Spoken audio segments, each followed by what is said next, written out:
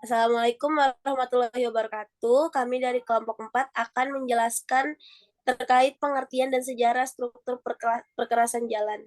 Oke, next.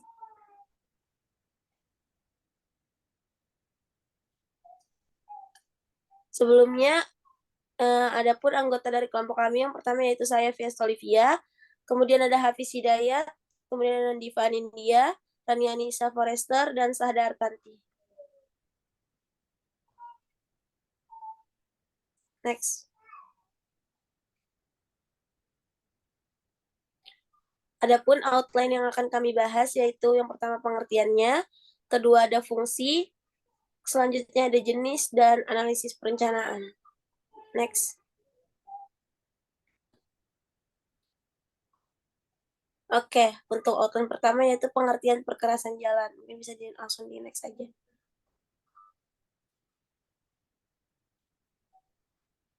Oke, pengertian perkerasan jalan sendiri yaitu bagian jalan raya yang diperkeras dengan agregat dan aspal atau semen sebagai bahan ikatnya, sehingga lapis konstruksi tertentu yang memiliki ketebalan, kekuatan, dan kekakuan, serta kestabilan tertentu agar mampu menyalurkan beban lalu lintas di atasnya ke tanah secara aman. Pada umumnya, perkerasan jalan terdiri dari beberapa jenis lapisan perkerasan yang tersusun dari bawah ke atas sebagai berikut. Yang pertama yaitu lapisan tanah dasar atau subgrade. Nah, yang kedua itu lapisan pondasi bawah atau subbase course, dan yang ketiga itu lapisan pondasi atas atau base course, dan yang terakhir yaitu lapisan permukaan atau penutup atau biasa disebut surface course. Mungkin next.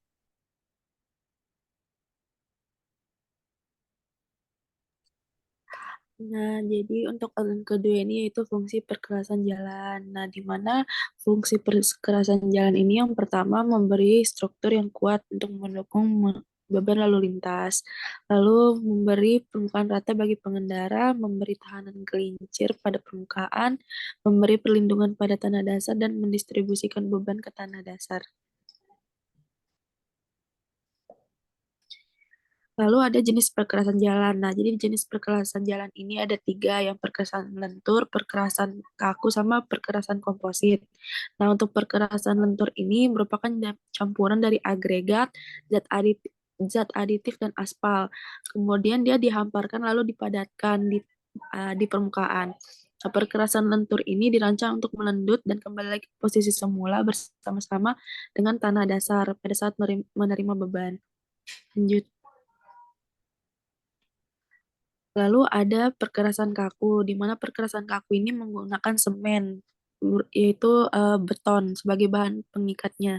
Nanti pelat beton dengan tulangan atau tanpa tulangan ini diletakkan di atas tanah dasar, lalu dengan tanpa lapis pondasi bawah, beban lalu lintas sebagian besar dipegang oleh pelat beton. Lalu ada perkerasan komposit, yaitu kombinasi antara perkerasan kaku sama perkerasan lentur. Nah, dapat berupa perkerasan lentur di atas perkerasan kaku, yaitu bertanya dulu lalu aspal, atau perkerasan di atas perkerasan lentur yang ada di lapangan. Lanjut. Jadi ada terdapat beberapa perbedaan antara perkerasan lentur dan perkerasan kaku. Yang pertama itu bahan pengikat, itu untuk lenturnya aspal, kakunya semen, lalu ada repetisi bebannya. Kalau lentur berupa lendutan pada jalur roda, kalau kaku timbul retak-retak pada permukaan. Lalu ada penurunan tanah dasar, seperti pada lentur itu ada jalanan bergelombang, lalu kaku bersifat balok di atas peletakan. Lalu ada perubahan temperatur, seperti pada tabel. Lanjut. Selanjutnya ada komponen-komponen dari perkerasan jalannya tadi itu. Yang pertama dari perkerasan lentur itu ada 3 komponen. Yang pertama ada lapisan permukaan, terus yang kedua lapis pondasi atas, dan yang terakhir itu ada lapis pondasi bawah. Next.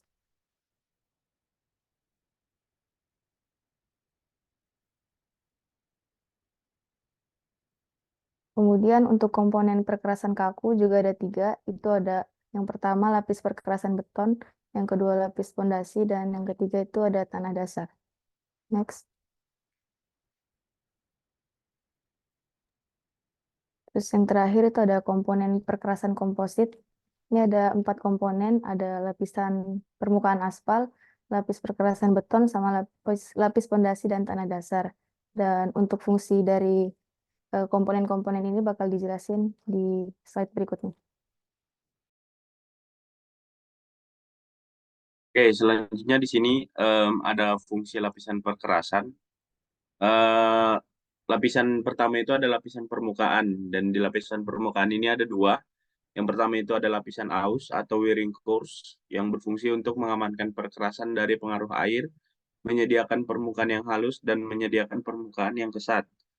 Kemudian di lapisan kedua itu ada lapis antar atau binder course, itu berfungsi untuk mengurangi tegangan dan menahan beban paling tinggi akibat beban lalu lintas sehingga harus mempunyai kekuatan yang cukup.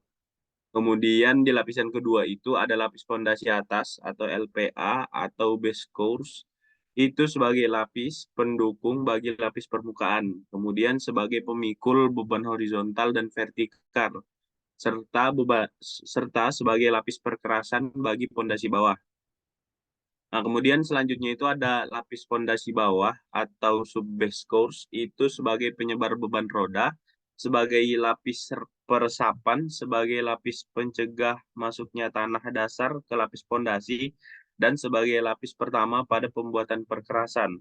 Kemudian yang lapisan terakhir itu ada tanah dasar atau subgrade, itu untuk perletakan bagian-bagian perkerasan lainnya. Nah, kemudian di sini ada jenis perkerasan jalan. Ini jenis-jenis yang sering digunakan oleh manusia untuk kegiatan sehari-hari. Itu ada jenis tanah yang jalan tanah, kemudian ada jalan-jalan yang kerikil, kemudian ada jalan sistem Telford, kemudian juga ada jalan sistem McAdam. Oke, selanjutnya kita menganalisis perencanaan perkerasan kaku dengan metode Bina Marga, di mana pada metode Bina Marga itu digunakan dua data LHR yang selanjutnya dianalisis menggunakan nilai CBR 3%, 6%, dan juga 9%. Nah, dapat dilihat pada tabel di sini, kalau misalnya untuk LHR 1 itu nilai tebal pelat itu dari nilai CBR rencananya 3%, 6%, dan 9% itu sama, didapatkan nilai 18,5 cm. Sedangkan untuk LHR 2 tebal pelatnya itu 19 cm. Nilainya juga sama dari 3%, 6%, dan juga 9%. Oke, selanjutnya. Nah, selanjutnya ini ada metode ASTO, di mana perkerasan dengan metode ASTO ini digunakan dua data ESAL atau Equivalent Single Axle Load selama umur rencana yang selanjutnya dianalisis juga menggunakan nilai CBR 3%, 6%, dan juga 9%. Nah, dari data yang pertama, untuk nilai CBR 3%, 6%, dan 9% itu tebal pelat betonnya 23 cm, dan untuk data yang kedua itu nilainya 25 cm. Oke, next. Nah, dapat dibandingkan juga plat beton antara metode Bina Marga dengan metode ASTO, di mana perencanaan tebal perkerasan itu untuk metode Bina Marga 18,5% dan juga metode ASTO itu 23 cm, 23 cm pada data LHR 1. Sedangkan kalau LHR 2 itu untuk metode Bina Marga, dia tebal perkerasannya itu 19 cm, dan juga kalau metode ASTO dia 25 cm. Nah, berdasarkan analisis yang udah dilakuin terhadap penelitian menunjukkan bahwa tanah dasar itu tidak memiliki pengaruh terhadap tebal perkerasan kaku yang ditunjukkan pada hasil perhitungan tebal perkerasan beton. Nah, yang mempengaruhinya itu adalah nilai LHR ataupun nilai ESAL. Jadi semakin besar nilai pertumbuhan lalu lintas, semakin besar juga tebal pelat betonnya. Tapi di samping itu juga faktor yang mempengaruhi tebal pelat dalam perencanaan tebal pelat beton ini adalah nilai mutu beton yang nantinya akan digunakan pada perencanaan perkerasan tersebut. Oke, next. Nah, jadi ini merupakan daftar pustaka yang kita gunakan pada presentasi kali ini. Jadi terdapat 4 sumber yang kita cantumin untuk materi ini. Selanjutnya, oke, terima kasih sebelumnya karena sudah mau menyaksikan hasil presentasi kami. Mohon maaf apabila ada salah kata. Sebelumnya, Assalamualaikum warahmatullahi wabarakatuh. Waalaikumsalam.